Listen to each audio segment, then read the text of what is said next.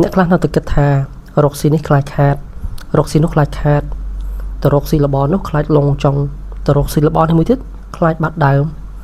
នៅពេលដែលបងប្អូនមានគំនិតមានទស្សនៈបែបហ្នឹងគឺបងប្អូនអត់អាចចេញរកស៊ីបានទេ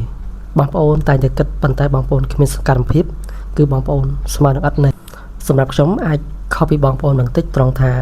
រាល់សកម្មភាពរបស់ខ្ញុំគឺខ្ញុំតែងតែមានការគិតទុកជាមុនន័យថាធាតុពីរនឹងត្រូវតែដើរទន្ទឹមគ្នាយើងមិនអាចមានការគិតអត់មានសកម្មភាពយើងមិនអាចមានសកម្មភាពអត់ការគិតក្នុងករណីយើងអត់មួយណាគឺលទ្ធផលរបស់យើងនឹងមិនបានដូចបំណងឡើយខ្ញុំឧទាហរណ៍ជាក់ស្ដែងយើងចង់លើកទឹកសុទ្ធមួយកេះដាក់ពីកន្លែងនេះទៅកន្លែងនេះអញ្ចឹងបើសិនជាក្នុងករណីយើងបានត្រឹមតែគិតប៉ុន្តែយើងអត់មានសកម្មភាពលើកគឺទឹកសុទ្ធគឺវានៅតែដដែលដូច្នេះរាល់ការគិតទាំងឡាយណាដែលមិនមានសកម្មភាពគឺស្មើនឹង0រាល់ការគិតវិជ្ជមានទាំងឡាយណាបងប្អូនគិតហើយត្រូវតែមានសកម្មភាពដើម្បីឲ្យដឹងថានៅពេលដែលយើងធ្វើសកម្មភាពហើយអ្វីៗនឹងផ្លាស់ប្ដូរទៅជាល្អ